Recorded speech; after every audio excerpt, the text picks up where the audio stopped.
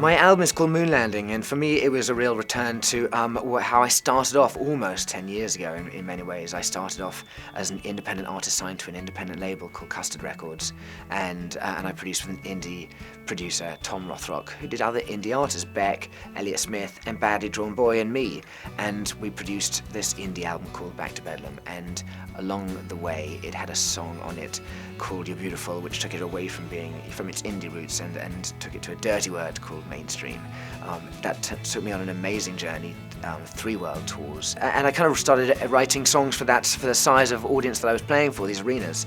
But eventually I kind of felt that there's only so much you can write songs for other people, and eventually you kind of get more writing songs for yourself and strip them away, and rather than try and do something for you, I've written songs for me, and it's been a kind of personal journey out in the way. And I think actually, weirdly, other people seem to feel it has more for them as well, because there's more honesty and it's more genuine. And so actually, Moon Landing is the indie album I perhaps would have written and recorded with Tom Rothrock if my first album, Back to Bedlam, hadn't sold in the way that it did.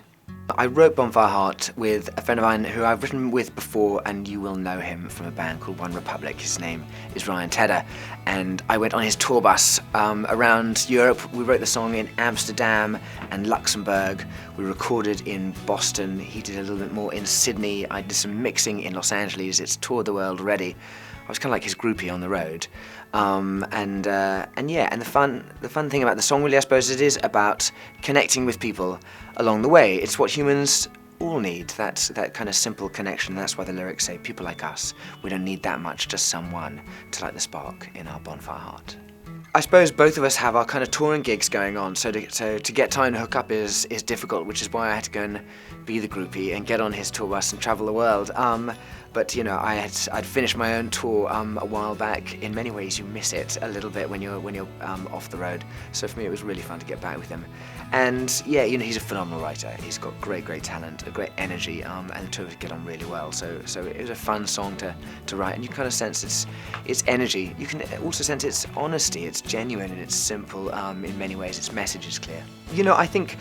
I think there are so many songs that you hear nowadays which are kind of self-orientated about, haven't I done well? Aren't I big and strong? Haven't I earned this amount of money? Isn't my car this shiny and expensive? I don't really go for those kind of songs. I don't really think that connects with an audience too much, and so I try and write songs that are personal to me, and that's very much what this album, Moon Landing, has been about. It's very personal songs, and things that then hopefully relate to other human beings, as I say, and that's why we've done the video to Bonfire Heart, was me traveling through Wyoming and Idaho on a motorbike and meeting people, and about that natural human connection. So all the people in the video were real people rather than actors.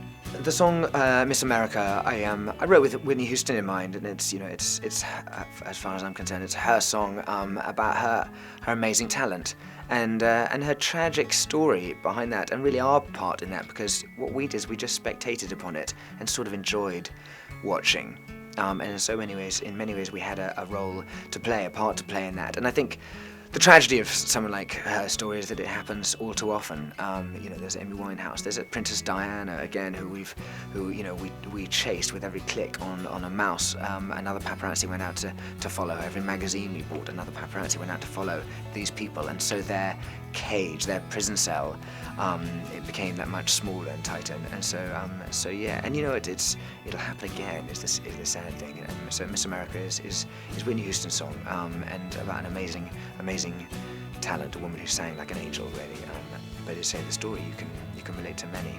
You'll always be known, I think, by your singles. It's the way we work. And it's a strange thing that I suppose people learn about new music through the medium of radio. And so radio-friendly songs are the songs that then, get out there.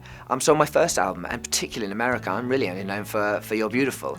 Along the way, people will perhaps know Goodbye My Lover, which is a less radio-friendly song. It's an overwrought, very slow song, and probably a better song, or a more meaningful song perhaps than You're Beautiful, but not as radio-friendly. But it's the two songs I might be known for, and pretty sad ones along the way.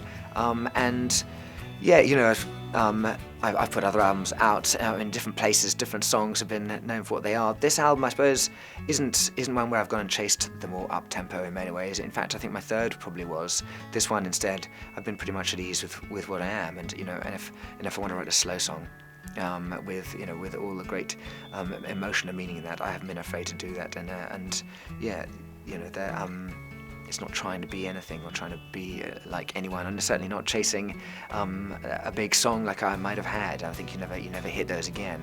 As I say, it's not for an audience. I've written an album for myself.